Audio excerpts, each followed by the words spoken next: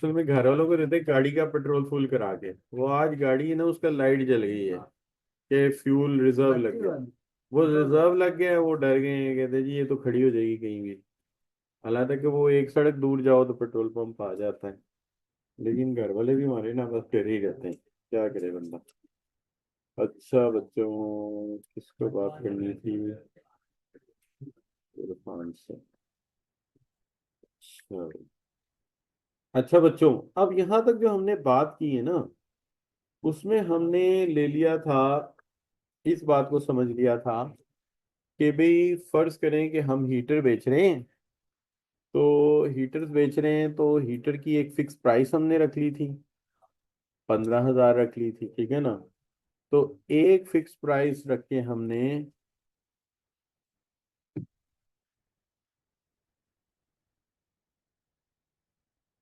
अस्सलाम वालेकुम। हाँ जी इरफान।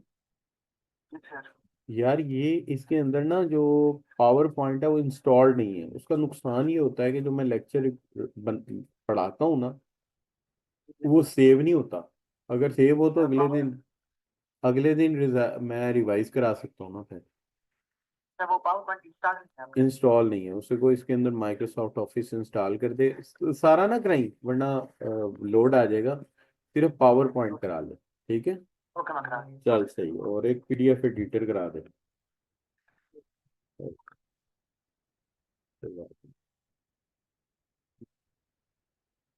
अच्छा बच्चों, वो असल में ना जो लिखा होता है वो अगले दिन मिल जाए ना तो बड़ी आसानी रहती है, बंदा वैसे ही आगे चल पड़ता है ना। अब ये डायग्राम मैं बना रहा हूँ, और आपको पता है इकोनॉमिक्स में सबसे बड़ा मसला जो होता है ना, वो होता है, नहीं डायग्राम बन जाती है, ये जो लाइन मारना है ना ये बड़ा मुश्किल है। और वो भी सीधी, बिल्कुल सीधी, किसी जमाने में बड़ी अच्छी लाइन मारता। एग्जैक्ट जाके लगती थी यार। उस जमाने में मोबाइल भी नहीं थे, फोन भी नहीं थे, लेकिन जहाँ अल्लाह की मेहरबानी से लाइन मारनी ठप करके जा रहा। अच्छा बच्चों ने, अब ये देखो ना हाथ हिल जाता, वो देखो लाइन कैसे जा रही है। अच्छा चलो अल्लाह मालिक है। अच्छा बच्चों, एक ना पढ़ाने का मजा एक था एक जमाने में।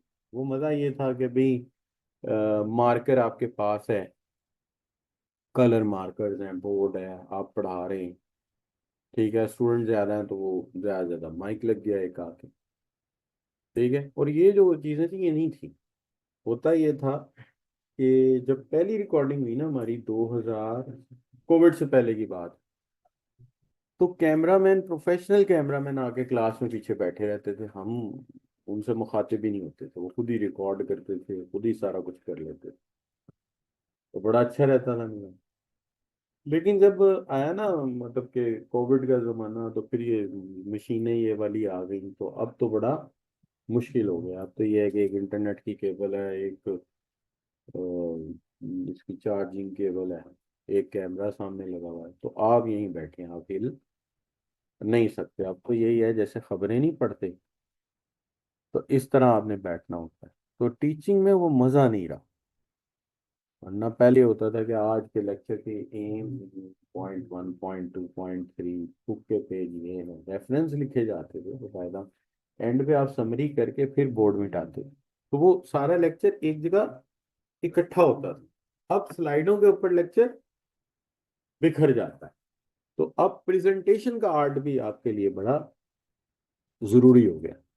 अच्छा बच्चों, और फिर टेक्नोलॉजी जो है वो हमारे लिए कोई टेक्नोलॉजी प्रॉपर डिजाइन की ही नहीं जाती। मिसाल के तौर पे ये पुरानी डिवाइस है और मजबूरी लोग यूज कर रहे हैं, क्यों? इसमें पेन में चार्जिंग नहीं करनी पड़ती, जितना मर्जी लिखे। वो जो मेरी दूसरी डिवाइस है वो महंगी है, लेकिन उसका पेन एक खास देर तक उसके अंदर इंजेक्ट करना पड़ता है चार्ज करने के लिए। और अगर मल्टीमीडिया की केबल के, ये जो केबल वाइट आ रही है, अगर ये शॉर्ट सर्किट है, तो जब आप पेन उसके ऊपर रखते हैं स्पार्क करने शुरू कर देता। हाँ, वो स्पार्क करने शुरू कर देता, वो लाइन स्ट्रेट बनती है। ये बड़ा मसला है। और ये मशीन जो है, ये पहली मशीन मुझे दी थी नियर पेयर, एक कंपनी थी उसने, और उन्होंने यूज्ड में ली थी वो 13-14 हज़ार की। जब उन्हें पता लग गया टीचर्स को चाहिए, तो ये मशीन 35-40 की नहीं मिलती, महंगी कर दी उन्होंने। और जो पसंद की मशीन है वो आपको मिलती नहीं, डिमांड बढ़ेगी, बस यही चीज। अच्छा बच्चों, एनीवे आते हैं वापस अपने पॉइंट पे। कहते हैं जी 50 हीटर मैं बेचता था रोज के, लेकिन जब सर्दियां आई ना तो डिमांड में क्या हो गया, इजाफा हो गया। जब डिमांड में इजाफा हुआ तो लोग उतने ही पैसों में, देखिए प्राइस चेंज नहीं हुई, कितने हीटर खरीदने आ गए, 75 कर लें, 100 भी कर देंगे तो कोई मसला नहीं है, हमने तो बात ही समझनी है। अच्छा बच्चों, अब डिमांड का क्या चला गया, आउटवर्ड, किधर चला गया, आउटवर्ड, यानी कि राइटवर्ड। तो आप इसको क्या कहेंगे, राइज इन डिमांड, राइट बच्चों, इस तरफ चला गया। लेकिन अगर बिल फर्ज के हम फिर सपोज वही कर लें, क्या 15,000 का हीटर था, 50 बिक रहे थे, गर्मियां आ गई, सिर्फ फिक्सर वाले रह गए क्लाइंट्स, और बाकी सारे भाग गए। तो अब क्या होगा बच्चों, अब पता चला कि रोज के कितने हीटर बिकते हैं, 25, ठीक हो गया बच्चों।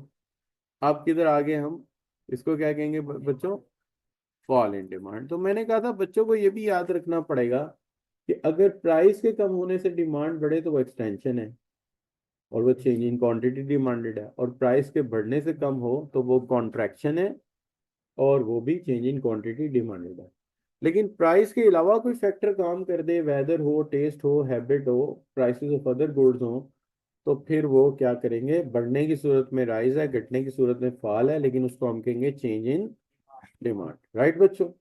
अब ये जो डायग्राम मैंने एक जगह बनाया, अब मैं बार बार इसको नहीं बनाऊंगा, अब मैं जहां भी राइट और लेफ्ट शिफ्ट लिखूंगा समझे मेरा डायग्राम बना हुआ है, राइट बच्चों। मिसाल के तौर पे मैं कहता हूँ जी नंबर ऑफ बायर्स, यानी कि किसी मुल्क की पॉपुलेशन में इजाफा हो गया, वहां नंबर ऑफ कंज्यूमर्स बढ़ गए।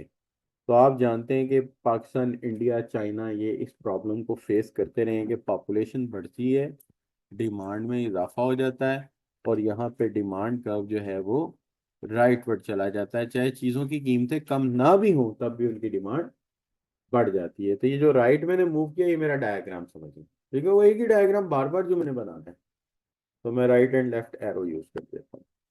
तो ये आउटवर्ड मूव कर जाएगा डिमांड कर्व, क्यों, यूजर ज्यादा हो गए।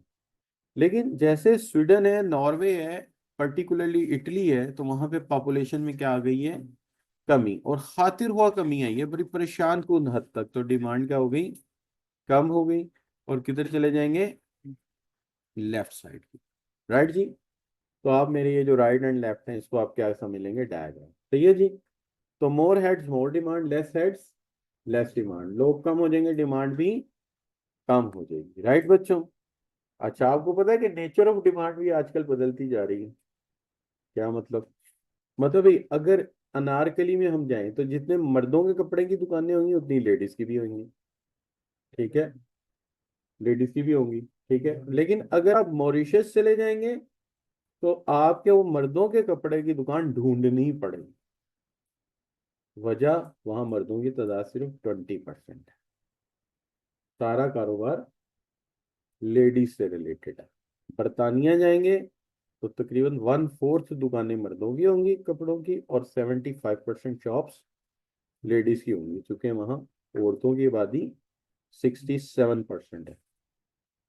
जर्मनी में तकरीबन आई थिंक 70-30 की रेशियो है। तो ये तकरीबन इन मुल्कों में एक मसला है कि औरतों की आबादी बढ़ रही है, तो ये इसमें ताज्जुब की बात नहीं है, पाकिस्तान में भी ऐसा हो रहा है। पाकिस्तान में तकरीबन 55% हो गई फीमेल, पहले 50-50 बैलेंस था। लेकिन आपको पता ही है क़यामत की निशानियों के करीब एक निशानी ये है कि मर्दों की तादाद काफ़ी कम हो जाएगी और औरतों की तादाद काफ़ी ज़्यादा बढ़ जाएगी। तो वो तो फिर होना है ना, दुनिया में ज़ाहिर है, दुनिया ने भी अपने ख़त्म होने के दहाने पे जाना ही है। अच्छा बच्चों, तो लड़के खुश हो रहे हैं, हमारी डिमांड बढ़ जाएगी, नहीं नहीं ऐसा नहीं है। फिर भी यह है कि आप में और उनमें से अक्सर लड़के ऐसे हैं कि अगर मैं इन्हें कनेट कॉलेज में छोड़ा हूँ सारी लड़कियों के साथ, अकेला एक लड़का, तब भी तुम्हारा कोई चांस नहीं बन गया, ऐਵੇਂ खुश हो रहे हैं। अच्छा बच्चों, इनकम बढ़ने से, वैसे अगर सारी लड़कियां और एक बंदा अकेला हो फिर क्या होता है, बंदा डर जाता है। मैं एक दफा फंस गया था इस चक्कर में। मैं गया एक सेमिनार के लिए, मुझे बुलाया गया, स्पीच देनी थी, एक एक नया मॉडल पढ़ाना था क्वीन मेरी कॉलेज में। तो वहाँ सारी लड़कियां, बंदा है ही कोई नहीं, एज भी मेरी काफी यंग थी। तो मैं गाड़ी से निकला तो एक आध लड़की ने मुझे आवाज लगाई, उर्दू स्पीकिंग थी लड़की, अमा किधर जा रही हो। कहा, यार लड़की भी बड़ी टचक्रीसी में आ गई यार, ये तो खतरनाक है, ये कहाँ किधर मैं आ गया हूँ। तो मैं दो दफा डरा हूँ जिंदगी में औरतों से ना। एक दफा अम्मा रंगमहल ले गई मुझे, रंगमहल में गया ना तो वहां बुरी औरतें, मैंने इधर से कंधा बचाया तो इधर वाली ने मार दिया। मैं कहा अम्मा जी मैं गोद से नहीं जाना। तो वो फिर मैं गाड़ी में वापस आके बैठा और फिर मैंने उनकी चेयरमैन को फोन किया, मैंने कहा जी मैं, मुझे रास्ता रुस्ता नहीं आता, किसी को कहो मुझे लेके जाए।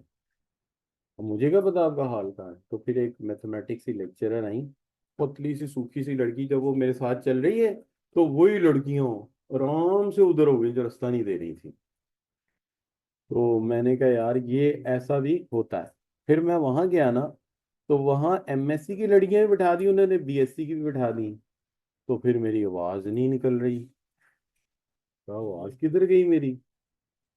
इतनी देर में एक बंदा पानी पिलाने आ गया, वो बंदा था। मैं कहा तू बैठ जा इधर, मुझे किसी भी चीज की जरूरत पड़ सकती है। अब जैसे ही मैं नर्वस होता था मैं उसको देख लेता था, फिर मैं कहता था हाँ यार हालात ठीक है, काबू में। तो ऐसा भी होता है बंदे के साथ। तो ज्यादा लेडीज में रहना भी मुमकिन, मुश्किल होती, काफी मुश्किल होती है। जैसे मेरी खाला ताई भी हैं, उनकी 6 बेटियां, हमारी 3 बहनें बड़ी, कितनी होंगी, 9 लड़कियां घर में। तो जब हम पैदा हुए तो घर से बाहर जाने नहीं देते, घर से बाहर जाना गंदे बच्चों का काम है, सब बच्चे घर में ही रहेंगे, है ना जी। तो हम बचपन में सीखा भी इस्तेमाल करते थे। और अच्छा कोई भी लड़की मुझे मिल जाती थी ना 5वीं क्लास तक, मैं उसे ये सहेली मेरी बात समझ गई हूँ। मैं भी उसको सहेली कहता था, क्योंकि सारी घर में लड़कियां थी। अच्छा अच्छा। सो इनकम के इंक्रीज होने से क्या होता है बच्चों, डिमांड इंक्रीज हो जाती है। क्यों, जाहिर है, देखिए जी मैंने मिसाल ये दी थी कि आपके अब्बू को बोनस मिल गया, आप 2 शर्टें लेने गए हैं, बोनस की खबर आती क्या करेंगे, 4 खरीद लेंगे। तो राइट फुट चला गया ना डिमांड का। और अगर इनकम्स कम हो रही हो तो डिमांड कम हो जाएगी, किधर जाएंगे, लेफ्ट वर्ड, ठीक है ना बच्चों। अब ये होता यही है जिन मुल्कों के बच्चों जीडीपी बढ़ रहे होते हैं ना, जाहिर है जीडीपी आवाम का ही पैसा होता है ना आखिर। नेशनल इनकम बढ़ रही है, डोमेस्टिक प्रोडक्शन बढ़ रही है, तो पैसा आवाम के पास आ रहा है, तो वहां सारी कौम की आमदनियां बढ़ रही होती है, तो मईशत ग्रो कर रही होती है। तो फिर ऐसे मुल्कों में आप देखेंगे कि नई नई गाड़ियां बनाने वाले पहुंच जाएंगे, नई नई, यानी कि मेरा ख्याल है हम इंडिया में फिएट वाले भी हैं, और इंडिया में ऐसी गाड़ियां इनके नाम हमने कम ही सुने हैं, वो भी वहाँ मैन्युफैक्चर होती हैं, ठीक है ना। तो पाकिस्तान में जो आ गई ना हुंडई, किया, और ये असल में गलत फहमी में आ गई थी, क्योंकि 2016-17 में हमारी ग्रोथ एकदम 5.8 पे चली गई, तो अब इनका ख्याल था कि ये टेक ऑफ कर जाए। लेकिन हमारे मुल्क में टेक ऑफ होते होते, जब भी टेक ऑफ करने लगती इकोनॉमी, फड्डा आपस में हो जाता, वो सियासी अफरा तफरी हो जाती, वो वहीं हम रह जाते। तो ये गलत गलत फहमी में आ गए। अब आ गए हैं तो क्या, अब तो वो एग्जीक्यूट कर चुके हैं, तो अब वो कहते हैं चलो जो बचेगा वही। तो वो ना करते, लेकिन हुआ क्या कि यूरोप में जंग शुरू हो गई यूक्रेन की, उन्होंने देखा इधर भी तो कुछ नहीं है, चलो इधर खच्चे मारेंगे बैठ के। तो क्या कर रहे हैं, यहाँ पे बैठ के वो खच्चे मार रहे हैं बेचारे। उधर इंडस्ट्री है कोई नहीं, और स्टॉक एक्सचेंज में भी ज्यादा पैसा क्यों आ रहा है, क्योंकि जो इन्वेस्टर है पैसा किधर लगाए। अगर आप इन्वेस्टर हो पूरी दुनिया में पैसा कहाँ लगाएंगे, यूरोप में तो लगा नहीं सकते हो, क्यों, यूक्रेन वार चल रही है, वो तो पूरे डाउन जा रहे हैं। तो किसके शेयर्स खरीदें, कोई कंपनी है वहाँ जिसके शेयर्स आप खरीदें। तो जो अमेरिका है उसका तो ट्रम्प साहब देखिएगा क्या बेराबर करने जा रहे हैं। तो वहाँ भी कुछ अनसर्टेनिटी सी है, तो जो इंटरनेशनल इन्वेस्टर है वो क्या कर रहा है, आजकल छोटी छोटी स्टॉक एक्सचेंज में पैसा फेंक रहा है। जैसे वियतनाम में थोड़ा फेंका उन्होंने, थोड़ा पाकिस्तान में एडिंग कर दिया, और थोड़ा बाकी चीज़ों में कर दिया, ये चीज़ भी है। और दूसरी एक चीज़ और भी है कि ज़्यादा इन्वेस्टर होते हैं जूइश फेथ, यहूदी, ठीक है। तो यहूदियों ने करना ये होता है कि किसी भी कौम से काम लेना हो ना, पहले पैसा फेंकते हैं। अगर पैसे पे कौम बिक जाए तो जंग शंग की जरूरत ही नहीं है। क्या समझे? इसलिए अभी वो क्या कर रहे हैं, पैसा फेंक रहे हैं। अभी ये पैसा फेंकेंगे, फिर उसके बाद क्या करेंगे, ये सऊदीया को कहेंगे कि हमें एज अ कंट्री तस्लीम करो। सऊदीया अकेला कर नहीं सकता, वो किसको बुलाएगा, पाकिस्तान को, कि तू भी आ साथ, पैनल में आओ तो फिर, ताकि अकेले ना फंसे। तो फिर पाकिस्तान भी जाएगा। और फिर ये देखिएगा अगले 8-10 साल में एक बात हमें हमारे मुल्क में पहले फैलाई जाएगी कि किसी मुल्क को मुल्क मानने में क्या है, हमें फायदा है इसमें। और प्रैक्टिकली देखा जाए तो फायदा है भी। वो क्यों, कि भाई इसराइल से अगर हम दोस्ती कर लेते, तो जो उसने किया वो तो करता ही, लेकिन एक मॉरल प्रेशर तो होता, वहाँ हमारा कौंसल करना होता, हम उसको बंद करते, कोई एहतजाज करते, कुछ तो होता। और दूसरा क्या, कि अगर आप उससे दोस्ती करते तो इंडिया को जितनी वेपनरी है सारी इसराइल दे रहा है इसको, कम से कम आपके दुश्मन को सपोर्ट ना कर पाए। यही दलील के ऊपर लोगों को मनाया जाएगा, और लोग मान जाएंगे, देख, कुछ मानेंगे कुछ नहीं मानेंगे।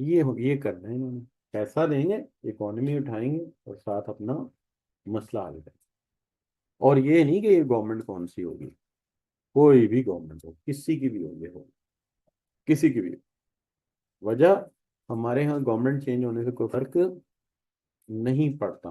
92 के लिखे मुआहदे, तीन तुम डिफरेंट लोगों ने हुकूमत की है, तीनों ने एक ही मुआहदे पे साइन करा, किसी ने पढ़ के भी नहीं देखा कि है क्या। तो इसलिए हमारे मुल्क में कोई फर्क नहीं पड़ता। तो इसलिए आप देख रहे हैं हमारे यहाँ इंडेक्स जो है थोड़ा ऊपर जा रहा है। अब ये पैसा मुल्क में रहेगा, और बेनिफिट क्या होगा, कि कमाना है उन्होंने, एक तो कमाना है, तो बड़े मुल्कों में चांस नहीं है, और दूसरा वो आपसे अपना फायदा भी उठाना चाहते हैं। तो पैसा लगा के वो कहेंगे उठा लेंगे पैसा, वरना ये करो, तो वो कर देंगे लोग। क्या हाल है जी? अच्छा चलें जी, एनीवे वापस आते हैं अपने पॉइंट पे। इनकम बढ़ेगी तो डिमांड बढ़ेगी, डिमांड बढ़ेगी तो क्या होगा, राइट वर्ड, और इनकम कम हो गई तो डिमांड कम हो जाएगी, लेफ्ट वर्ड। अच्छा बच्चों, ये हमारी किताब में लिखा है, कहता है increase in the number of buyer in the market is likely to increase the product demand, and decrease means probably decrease in demand. और इनकम में भी ये लिखा है कि जब इनकम डिक्रीज होगी तो डिमांड क्या होगी, नॉर्मल गुड की डिक्रीज, और अगर इनकम बढ़ेगी तो डिमांड में क्या होगा, इजाफा हो जाएगा। शर्त यह कि गुड नॉर्मल हो, क्योंकि आप जानते हैं इंफीरियर गुड में मैंने आपको पढ़ाया था कि उलट असर आता है। अमीर हो जाए तो हम जो इंफीरियर गुड है हम इस्तेमाल नहीं करते। अच्छा बच्चों, अब ये जो कंज्यूमर एक्सपेक्टेशन है, ये प्राइस है नहीं, ये एक्सपेक्टेड प्राइस है। अगर आपके जहन में हो कि फ्यूचर में कीमत कम होगी, तो आज डिमांड क्या करेंगे आप, फ्यूचर में कीमत बढ़ने वाली है, नहीं नहीं नहीं, कम होने वाली है। ये आज की कीमत ही है, ये कीमत है ही नहीं बेसिकली, ये कीमत के मतलब अफवाह है, रूमर है, गॉसिप्स है। क्या, कि कीमत गिरेगी, और कीमत गिरने वाली, तो आज आप क्या करेंगे, चीज खरीदेंगे? नहीं, आप नहीं खरीदेंगे, आप कहेंगे जब कीमत गिर जाएगी तब खरीदूंगा। तो डिमांड का किधर आ गया, लेफ्ट। अच्छा, और अगर एक्सपेक्टेड प्राइस बच्चों बढ़ गई, मींस वो कहते हैं कि आने वाले दौर में इस चीज की कीमत बढ़ जाएगी, आने वाले दौर में इस चीज की कीमत बढ़ जाएगी, तो आप क्या करेंगे, आप वो चीज फौरन खरीद लेंगे। क्यों खरीद लेंगे, क्योंकि आपको पता है यार चांस अच्छा है ना, आइंदा क्या होएगा, कीमत बढ़ जाएगी। राइट बच्चों, सही होगी बात। अच्छा जी, आगे बच्चों क्या आ गया, टेस्ट। टेस्ट में क्या है, कोई भी चीज है ना बच्चों, उसका टेस्ट डेवलप करना पड़ता है। जैसे मिसाल के तौर पे, क्या एशिया के लोग चाय पीते थे, तो आप कहेंगे नहीं, एशिया के लोग चाय नहीं पीते। ये आप कह लीजिए 19वीं सदी के मिड तक भी चाय यहाँ लोग नहीं पीते थे, पाकिस्तान बनने तक भी नहीं पीते, पाकिस्तान बनने तक भी नहीं पीते थे। उसकी वजह ये है कि मेरी दादी अल्लाह बख्शे कहती थी कि चाय हकीम साहब के पास हुआ करती थी, और जिसको जुकाम होता था उसको वो दिया करते थे पुड़िया में, कि और उसको खुसूसन कहते थे पहले 2-2.5 गिलास पानी पी लेना, ये बहुत गर्म है, और फिर चाय दूध में गर्म करके पीते थे। ये उस जमाने की बात मैं कर रहा हूँ। क्या हाल है बच्चों? तो इसका टेस्ट क्या किया गया? लगाया गया है। टेस्ट लग गया तो डिमांड बढ़ गई। आज 2 कप ना पीने वाले को लोग बेवकूफ कहते हैं। क्या हाल है? किसी के भी घर जाएं तो कहेंगे चाय पानी तो होना चाहिए, नहीं बच्चों? और इसी तरह चॉकलेट है। क्या हमारे इधर के लोग चॉकलेट खाते थे? नहीं, चॉकलेट का तो टेस्ट अभी भी हमारे कोई गांव से कोई बच्चा आ जाए तो मेरा नहीं हाल उसको चॉकलेट का टेस्ट लगा हुआ होता। वो तो इधर आता तो कैडबरी खाता, पहले कहना है कि करेला ही खाता। लेकिन थोड़े दिनों बाद क्या होता है, उसका टेस्ट ऐसा लगता है बच्चों के, फिर बंदा कहता है क्या, मुझे खुद ही ये टेस्ट नहीं लगा हुआ था चॉकलेट का। वो तो मैं एक लड़की कनेड कॉलेज की थी, उसको ट्यूशन पढ़ाने जाता था, तो उनके फ्रिज में तो डब्बे ही पड़े होते थे, ब्लैक मनी पड़ा था। और बच्चों उनके घर जूस बड़े रंग बिरंगे होते, इम्पोर्टेड, पीला नीला काला।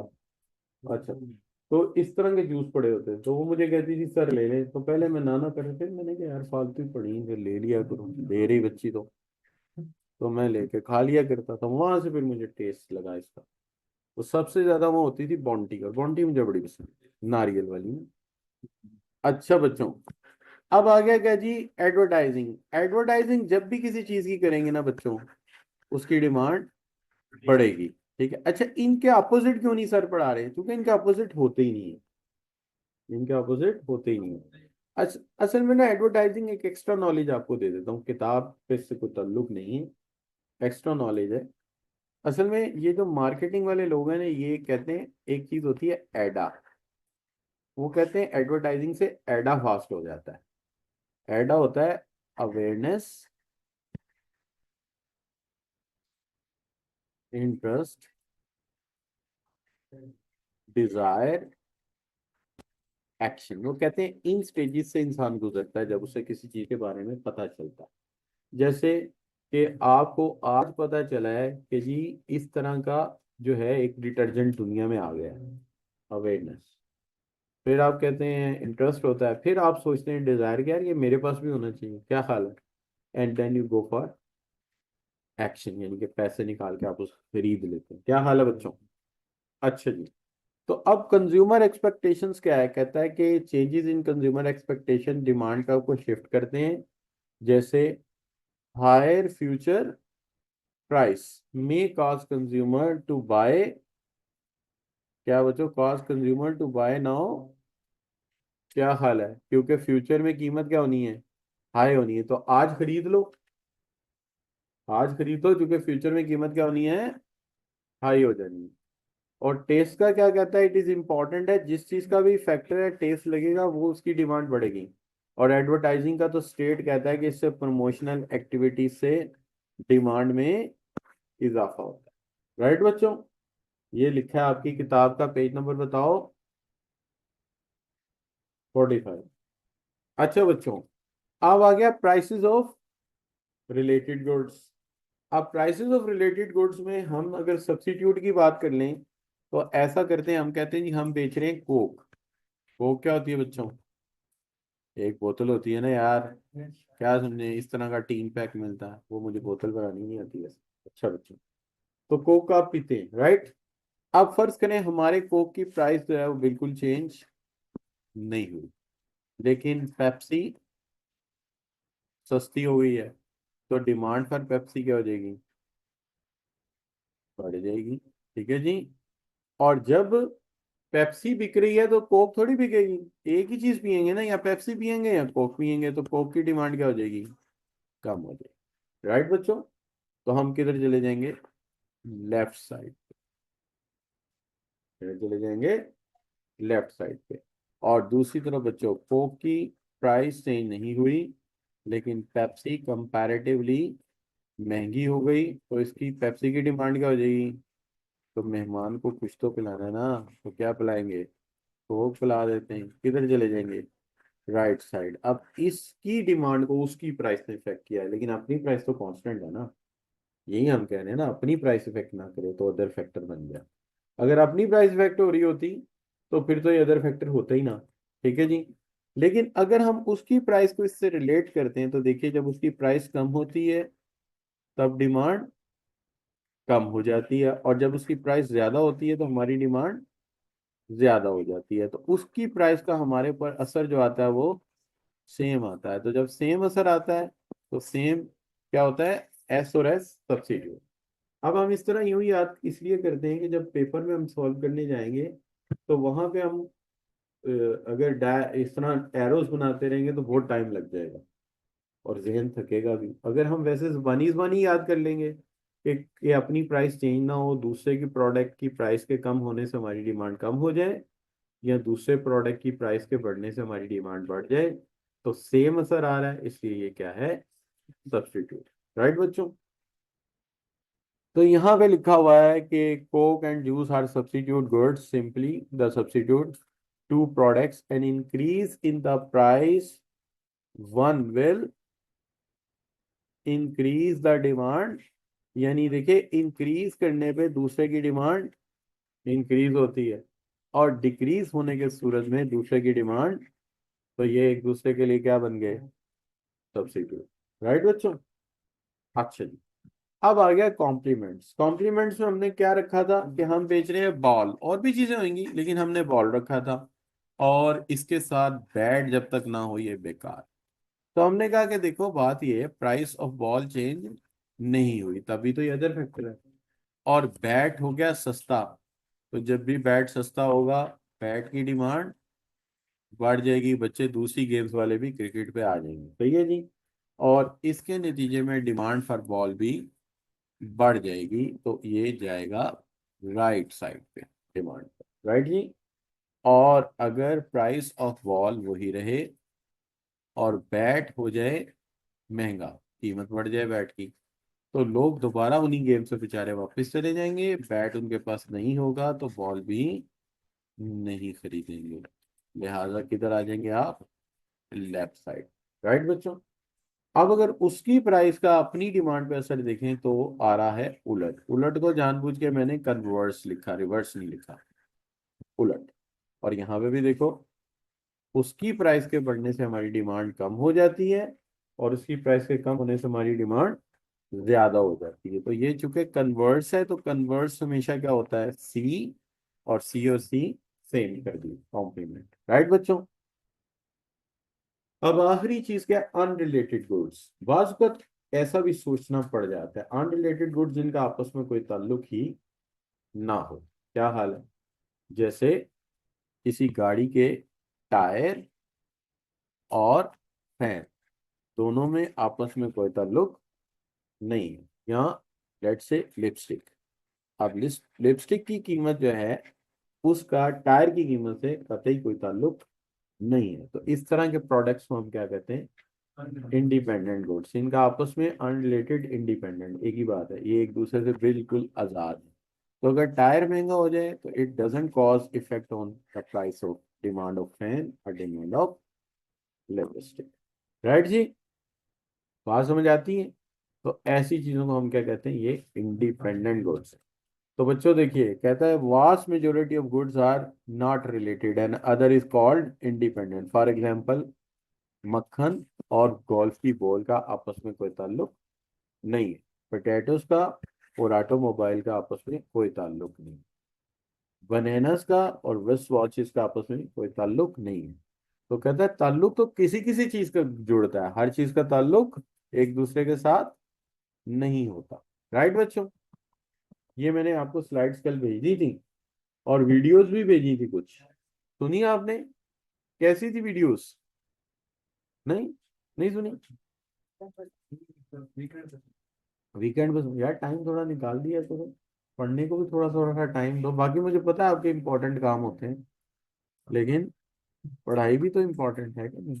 क्या हाल है? थोड़ा थोड़ा सा करो, थोड़ा थोड़ा सा पढ़ाई को भी देने ऐसे, समझे क्या? क्या हाल है बच्चों? पढ़ो लिखोगे तो यार खराब थोड़ी हो जाओगे, नवाब ही बनोगे। अच्छा बच्चों, यहाँ तक कोई चीज मुश्किल? नो प्रॉब्लम जी। अच्छा, इस डिटेल में मैंने यूं लिख दिया था, मैंने कहा कि थोड़ा सा कर देते हैं, complementary goods are related together, ऐसी चीजें जो इकट्ठी और ज्वाइंटली डिमांडेड होती हैं। ठीक है बच्चों? और कुछ थोड़ी सी मिसालें दे दी थी हमने। ठीक है जी? जैसे कंप्यूटर और सॉफ्टवेयर हमेशा क्या होते हैं, इकट्ठे यूज होते हैं, कंप्यूटर सॉफ्टवेयर के बगैर बेकार। ठीक है बच्चों? क्या हाल है बच्चों? और इसी तरह चार्जर और सेल फोन एक दूसरे सेलुलर सर्विस सिम यानी के और फोन एक दूसरे के बगैर बेकार है, काम नहीं करते। राइट बच्चों, कुछ ऐसी एग्जांपल दे दीजिए। डन हो गया। ये सवाल तो देखो, which one is following is not shift the demand curve to a for a normal good to the left. क्या हाल है बच्चों? क्यों भाई? जो शिफ्ट नहीं करेगा डिमांड कर्व, तो बड़ा आसान सवाल है। उसकी अपनी प्राइस चेंज हो जाए तो वो शिफ्ट नहीं होगा, उसी के एक पॉइंट से दूसरे पॉइंट पे चला जाएगा। कंज्यूमर इनकम के फॉल करने से किधर जाएगा? शिफ्ट किधर होएगा? राइट साइड की तरफ, नहीं लेफ्ट साइड की तरफ। ठीक है जी। तो ये सारे तो शिफ्ट करेंगे, वो शिफ्ट नहीं करेंगे। राइट बच्चों, मुश्किल बात तो नहीं हुई कोई? अच्छा बच्चों, यहाँ पे डिमांड वाला मामला खत्म। ठीक है जी। कल टेस्ट लेंगे आपका I2B का। ठीक है जी, कल ले लेंगे, कल ले लेंगे। आज पढ़ा लेते हैं, कल ले लेंगे, ठीक है। तो उसमें 8-10 सवाल डिमांड के भी ना डाल दें, 8-10 डिमांड के भी डाल देंगे यार, इसलिए कि चलो इसका भी थोड़ा सा पता चल जाए कि इसके सवाल कैसे आते हैं। ज्यादा सवाल उसी के होंगे, चैप्टर नंबर 2 of I2B, और एंड पे छोटा सा एक पेज उसका भी लगा देंगे। ज्यादा से ज्यादा 40-50 कर देंगे, इससे ज्यादा नहीं करेंगे। वो जितने ज्यादा होंगे फायदा आपको ही है। ठीक है बच्चों। तो वो एक क्वेश्चन बैंक तो वैसे ही मैंने आपसे कहा था I2B का खरीदने बड़े काम का है। ठीक है। तो मैंने उससे कहा, मैंने कहा यार पहली दफा फोटो कॉपी करा दो, इसलिए कि बच्चों के रिकॉर्ड में आ जाएगा, नेक्स्ट टाइम जो सॉफ्ट कॉपी दे देगा, आप प्रिंट खुद करा लें। ठीक है। तो कॉलेज वालों का भी ऑब्जेक्शन होता है ना कि हर चीज प्रिंट ना कराया करो, इससे होता ये है कि बच्चों की आदत खराब होती है एक, और दूसरा कॉलेज के पैसे भी लगते हैं। ये बात भी सही बात है ना यार, देखो पैसे तो हर बंदे के इम्पोर्टेंट होते हैं, और कॉलेज वाले कहते हैं स्टूडेंट फीस बहुत कम देते हैं। वो कहते हैं कि जिस कोर्स की फीस दूसरे 2.25-2 लाख रुपए ले रहे हैं, पता नहीं यहाँ 50,000 से ऊपर देखो ही नहीं रहा, ऐसा कुछ कह रहे थे। बल्ला आलम है, तो कोई पूछा नहीं।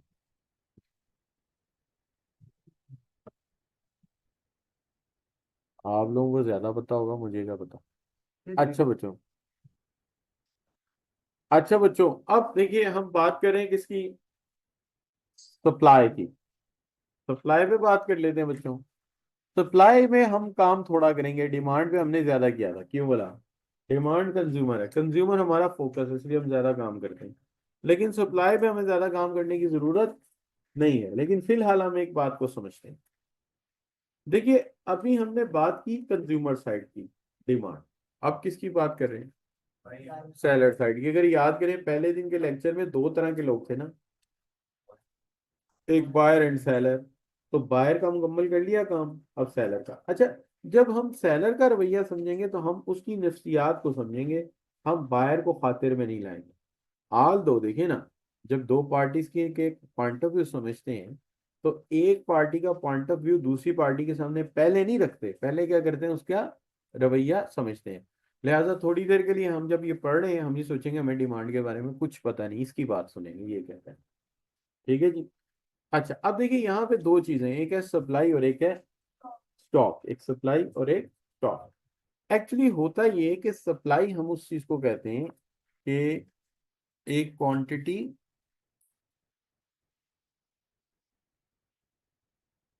ऑफ कमोडिटी,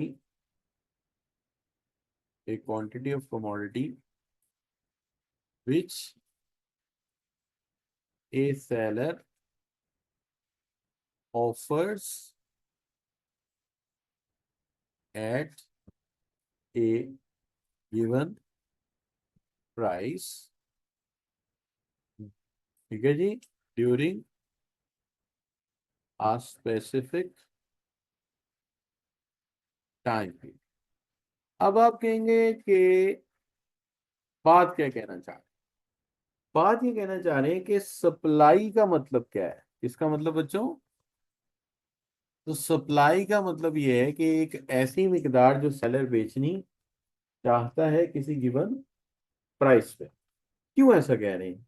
उसकी वजह यह है कि जितने भी सप्लायर हैं, जो चीज वो बेच रहे होते हैं, क्या उनके पास उतनी ही चीजें होती हैं? आप कहेंगे उससे ज्यादा ही पड़ी होती। लेकिन वो हर वक्त सारी चीजें बेचना नहीं चाहते, क्यों? उन्होंने कारोबार बंद थोड़ी करना है। जैसे आज हम अगर शेरावाला रियल एस्टेट पे चले जाएं, तो उनके पास जितने प्लाट हैं, क्या वो इकट्ठे आज रख के बेच देंगे? नहीं नहीं, आज की स्ट्रेटेजी या इन 2-3 माह की स्ट्रेटेजी अलग होगी कि ये वाली चीजें बेचनी और ये वाली खरीदनी, ऐसे ही होगा बच्चों। तो ये चलता रहता है। जैसे ये एक बंदा है, ये क्या है बच्चों? Store keeper. और ये सप्लायर है। स्टोर में जो चीजें पड़ी हैं वो कौन सी हैं? बताओ। स्टोर में कौन सी चीजें हैं जो वो बेचनी चाहता है? और ये इसका क्या है? गोदाम। गोदाम में कौन सी चीजें हैं जो वो भी बेचनी नहीं चाहता? तो स्टॉक में तो उसने संभाल के रखी हुई है, कई को तो उसने कवर चढ़ा के रखा हुआ है।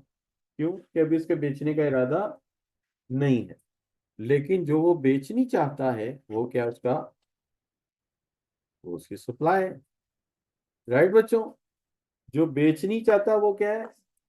सप्लाई है। और जो वो नहीं बेचना चाहता वो उसका स्टॉक है। राइट बच्चों? कोई चीज मुश्किल तो नहीं कह दी मैंने? क्या हाल है? क्यों भाई? अच्छा। तो anything, let say you are a store keeper, वहां बैठे हैं, वैसे वो चाय पी रहा है। अच्छा, सुबह का टाइम होगा। ठीक है, टाइम क्या हुआ है? घड़ी भी लगी हुई है, सुबह के 6 बजे में, 6 बज के 5 मिनट। तो मुझे लग 1 बज गया, चलो 1 बज गया होगा। ठीक है जी, 1 बज गया तो दोपहर को खाना खाना चाहिए। खाने के बाद मेरा हाल है, ये शादीशुदा नहीं है। कुंवारे बंदों की ऐसी रूटीन होती है कि मतलब जब चाय चाय पी ली, जब चाह। बल्कि ये कुछ नहीं, मैं आपको बताता हूँ, एक बार 11, 11:30 बजे अब्बू ने कहा सिगरेट लेके आ जा। तो मैं सुबह 11:30 बजे सिगरेट की डब्बी लेने गया, तो वहाँ एक होता था मीठा बाट, उसकी भी ऐसी दुकान होती। मीठा बाटी से ये तो बातें बड़ी गंदी गंदी करता था। अच्छा नहीं, मीठी मीठी करता था। तो वो हम उसको क्या कहते थे? तो वो एक बंदा प्याले में, वो होती है खद। खद होती है वो चीक ऑफ द गॉट। गॉट जो होती है बकरी, उसकी चीक को हम खद कहते हैं। वो पकी हुई प्याले में लेके आया। उसके ऊपर मोटे मोटे नान चार लगे हुए हैं, तेल वाले ना, ऊपर पड़े हुए हैं ऐसे। ले गया, मैं कहा मीठे यार ऐसे ले नाश्ता। कहता यार मैं कैसी, नाश्ता जरा लाइट ही होना चाहिए था, फिर भूख नहीं लग रही। और नान कितने थे? चार। बट है ना। तो चार नान। अच्छा बच्चों है। ये सुनने में आया कि बट खुला खाते हैं, मैंने तो कभी नोट नहीं किया, वैसे बात सही है? क्यों भी बट ऐसे ही है, कहते हैं कि खाते बहुत खुला है। अच्छा, वैसे मेरे जो दोस्त बट है ना, वो खाने में ज्यादा नहीं मुझे लगते, लेकिन नखरेलू बड़े हैं। नखरेलू का मतलब ये है कि जरा सा खाना सामने आया ना, उन्हें फौरन कह देना है, सर, बशीर साहब, अदरक की स्मेल आ रही है। उन्होंने, तो मैंने देखा they are choosy in that. इसी तरह मुझे लोग कहते हैं शेख कंजूस होते हैं, लेकिन मैंने देखा है शेख अपने घर में बड़ा अच्छा खाना पकाते हैं। They are good food lovers. तो मतलब कि जो कहते हैं वैसा है नहीं। तो मेरे ख्याल में ये चीजें कुछ शायद किसी और एंगल से हो। और Sheikh are good businessman always. Reason is this, वो कारोबार के मामले में एक एक रिसोर्स को बचाते हैं। लोग उन्हें कंजूस कहते हैं, लेकिन फायदा उसका ये है कि वो अपने कारोबार को स्टैब्लिश कर लेते हैं। तो ये हैबिट्स को हम गलत एंगल से देखते हैं एक्चुअली। तो मेरे ख्याल में बट ज्यादा नहीं खाते, अच्छा खाते हैं। मीन्स के they are choosing food, they select the best. That's that's what I think. राई प्याज खाते हैं, आई आई थिंक ऐसा है। लेकिन यू सी उनका घर का खाना वेल फ्लेवर्ड होता है। वेल फ्लेवर्ड होता है एक्चुअली। प्याज की जो लॉजिक है ना वो ये है कि ये हैं बेसिकली काश्तकार, मजदूर हैं। अराई जो है मजदूर हैं, काश्तकार हैं, ज्यादा जमीनें नहीं है इनकी इतनी। तो ये मेहनती बहुत है। ये मेहनती बहुत है। तो चूंकि देखें, होता ये है कि आप जो उगाते हैं उसमें से हिस्सा मिलता है ना किसानों को, पैसे नहीं मिलते। तो अगर प्याज उग रहा है तो प्याज मिल जाता होगा, उससे रोटी खा लेते होंगे, ये चीज है। लेकिन मैंने जितने राई देखे हैं अभी, एक हमारे पास पढ़ाते थे इधर लॉ, मिनिस्टर सुल्तान तनवीर साहब, वो हाई कोर्ट के जज हैं इस वक्त। तो वो मतलब आई सी दैट के खाने में उनके घर से खाना आता था, कभी मैं भी खाता था साथ, तो वेल फ्लेवर्ड खाना होता है उनका। तो मेरा ख्याल है प्याज की ये लॉजिक नहीं है, प्याज की एक्चुअली लॉजिक ये है कि ये इस्लाम पहले चूंकि इन इलाकों में आया, सिंध और इस साइड के ऊपर, तो वहां पे एक मनकूला ये था, हमारे नबी सल्लम ने कहा था कि जिस इलाके में जाओ अगर वहां की एलर्जीज से बचना हो, एलर्जिक से, एलर्जीज हर इलाके की अपनी अपनी एलर्जीज होती है ना, तो नबी सल्लम ने कहा था कि सबसे पहले जाके वहां का प्याज खाओ, सबसे पहले आपने वहां जाके प्याज खाना है, आपका स्टमक अपसेट नहीं होगा, आपको खारिश नहीं होगी, आपको जो जो वहाँ की एलर्जी का मच्छर वगैरह तंग करते हैं वो इतना इफेक्ट नहीं करेगा। तो ये हदीस है, तो I think they followed that, और उसको लोगों ने इस रंग में रंग दिया। मैं खुद आपको फ्रैंकली स्पीकिंग कहता हूँ, हम तो राजपूत है, लेकिन मैं अगर जाऊंगा ना, फर्ज करो मैं गया, सैर करने निकला था, तो मैं हुंजा गया, हुंजा पहुंचा ना जब मैं, तो जिस होटल में खाना खाने लगे ना, उससे मैंने कहा सैलेड ले आओ, तो कहता है सैलेड नहीं है, मैंने कहा सैलेड नहीं, थोड़ा सा प्याज काट के, तो उस इलाके का प्याज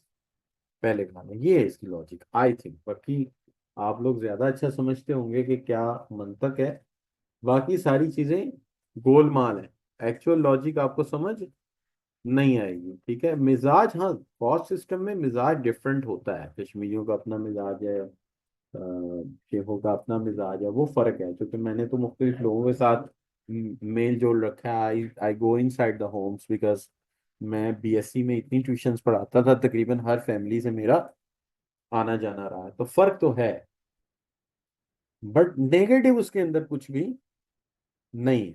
तो आप अभी शालमी चले जाएं तो जितने शेख हैं दे आर गुड बिजनेसमैन, तो दे आर मेंटली, तो वो रिसोर्स बचाते हैं। मिसाल के तौर पे एक कागज गिरा, उन्होंने कहना उठा लो यार, जाया नहीं होगा, रैपर गिरा है चलो बचा लो, पैक कर लेंगे वो चीज, तो ये चीज है। अच्छा बच्चों, एनीवे, अब ये जो बंदा है ये भी समझ लो कि शेख है, और इसकी परचून की दुकान है, और ये चीजें बेचता है, तो क्या ये आज साड़ी बेच देगा? नहीं, साड़ी नहीं बेचेगा, क्या करेगा ये, जितना आज सेल करना चाहता है उतना सेल करेगा, बाकी किधर रख देगा, स्टॉक में ला के रख देगा। राइट बच्चों, तो एक क्वांटिटी ऑफ कमोडिटी जो वो बेच नहीं चाहता वो सप्लाई है, लेकिन साथ टाइम फैक्टर भी रिलेटेड है। कैसे कि अगर आप रात को 2 बजे जाके आइसक्रीम बख्शू में, चलो शटल खोलो और 2 किलो माश की दाल दे दो, टाइम है यार, सुबह 11 बजे आएंगे, रात को 12 बजे तक बंद कर देंगे, 11 बजे तक जो उनका टाइम है, तो हर सप्लायर का अपना एक फिक्स्ड टाइम होता है। राइट बच्चों, ठीक है, जैसे हमें कॉल करके रात को 12 बजे बच्चा पूछता है आप सो रहे हैं? हाँ जी सो रहे हैं, क्यों सो रहे हैं, हमारा पेपर है। हाँ जी। अच्छा बच्चों, और कभी कभी तो हमारे साथ भी ये होता है कि आप सोच भी नहीं सकते, रात को 2 बजे कॉल आती हो, तू जाग रहा है कि सो रहा है? अच्छा बच्चों, 2 बजे फोन मैसेज करके लोग पूछते हैं जाग रहे हो के सो रहे हो? अच्छा बच्चों, सेटिस पारी, बस अदर चीजें क्या रहे, सेम रहे। तो अब क्या शुरू हो गया, लॉ ऑफ सप्लाई, अगर प्राइस बढ़ेगी तो बताओ, प्राइस के बढ़ने पे सेलर को फायदा होगा नुकसान होगा? फायदा होगा, वो सप्लाई बढ़ा देगा, और अगर प्राइस कम हो गई तो सप्लाई कम कर देगा। क्या हाल है बच्चों? क्योंकि प्राइस के कम होने पे उसे क्या होता है, नुकसान होता है। अब इसकी साइकोलॉजिकल लॉजिक क्या है, जरा आप इसको पहले समझ लीजिए। Other things remain the same, increase in price causes increase in supply, and decrease in price causes decrease in supply. तो डिमांड में इनवर्स रिलेशनशिप था, यहाँ डायरेक्ट है।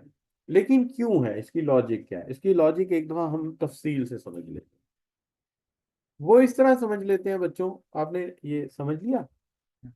अच्छा, समझो कि ये मेरा स्टॉक है, ये मेरा स्टॉक है, लेकिन मैंने इस स्टॉक में से कुछ चीजें तय की हैं कि मैं बेचूंगा, जो मैं बेचना चाहता हूँ वो क्या है मेरी सप्लाई। सप्लाई बोले ना, सप्लाई क्या हो,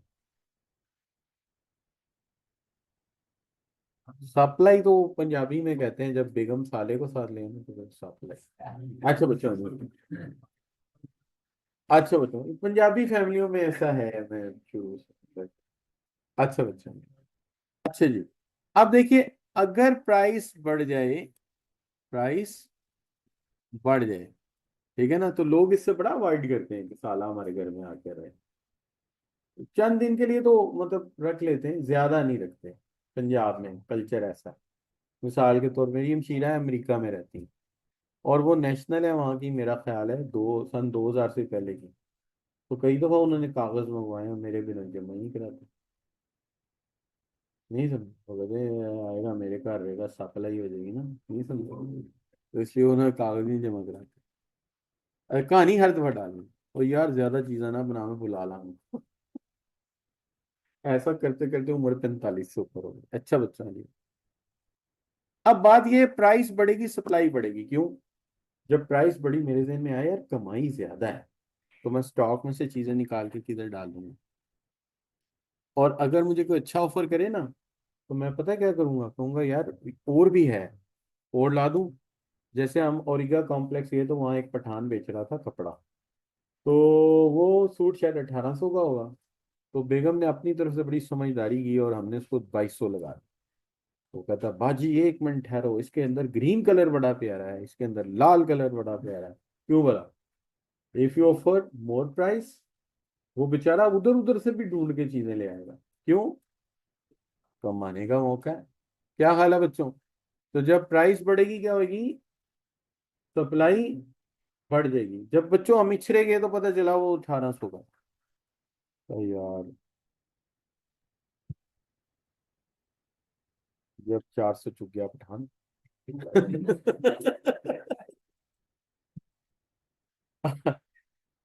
अच्छा बच्चों, नहीं वैसे ये बेईमानी नहीं है। ये मतलब यू कांट से, हर बंदा अपना प्रॉफिट अपनी मर्जी से चार्ज कर सकता है, तो 100 200 ज्यादा भी कर लेगा तो उसकी अपनी बार्गेन है ना, बार्गेनिंग इसी को तो कहते हैं। अच्छा बच्चों, बेईमानी ये होती है कि अगर मैं आपको चीज नकली दे दूं ना, तो वो बेईमानी है। तो मैं कहूँ जिस पर बुर नहीं आएगी लेकिन बुरा आती है, ये बेईमानी। अच्छा बच्चों, आगे क्या आ गया जी? क्या? शाबाश। अगर कीमत कम हो गई, अगर कीमत कम होगी तो क्या होगा? हाँ, कीमत कम होगी तो मेरे जहन में आएगा यार ये तो अजीब मुसीबत में हम फंस गए हैं, ये तो मजा खत्म हो गया ना कमाई का। क्या ख्याल है बच्चों? तो मैं क्या करूंगा? मैं गोदाम में माल जाके वापस रखूंगा, कहूंगा रहने दो यार, जब कीमत ज्यादा होगी ना तब बेचेंगे। तो प्राइस कम होने पे आप कहोगे अभी ना बेचो। और जब प्लाट सस्ते होते हैं तो पता है रियल एस्टेट वाले क्या करते हैं? तो छोटा मोटा एक प्लॉट बेच के अपने घर का खर्चा चला लेते हैं, और वेट करते हैं अच्छे टाइम का, जब प्राइसेस बढ़ती हैं तब ही वो अच्छे प्लॉट बेचते हैं। राइट बच्चों? कीमतें गिरी हो, वो कॉर्नर के प्लॉट गायब कर देते हैं, नहीं नहीं सर बेच ही कोई नहीं रहा, क्योंकि उन्हें पता है मेरा कॉर्नर का प्लॉट है, मुझे कल को क्या देगा, पैसे देगा। ऐसे ही होता है ना। तो इसलिए प्राइस के बढ़ने पे सप्लाई बढ़ जाती है, और प्राइस के कम होने पे सप्लाई कम हो जाती है। नफ्सियात ये कहती है कि अच्छी प्राइस होने पे जेन में आता है यार अपॉर्चुनिटी है, ज्यादा बेच दो। और प्राइस कम होने पे क्या फील होता है? यार ये हार्ड टाइम है, जितनी क्वांटिटी बचा सकते हो बचा के रख लो अच्छे टाइम। राइट बच्चों? लॉजिक समझ आई? लॉजिक क्या है? लॉजिक ये है कि स्टॉक और सप्लाई में वो खेलता रहता है। कीमत बढ़ती है, स्टॉक से माल लाके सप्लाई में रख देता है, और कीमत कम होती है, सप्लाई से माल निकाल के स्टॉक में। राइट बच्चों? ये जितना इसमें माल रखा हुआ मुझे लग रहा है आजकल कीमतें अच्छी जा रही हैं, नहीं बच्चों? अच्छा भाई, वैसे भी ये जो स्टोर का काम होता है ना, इसके अंदर वैसे भी थोड़ी सी चीजें रखो तो गोदाम ऐसे चीज बढ़ जाती है ना बच्चों? ये कारोबार मुझे सारा आता है, ये स्टोर वाला ना, बस वो मैं करना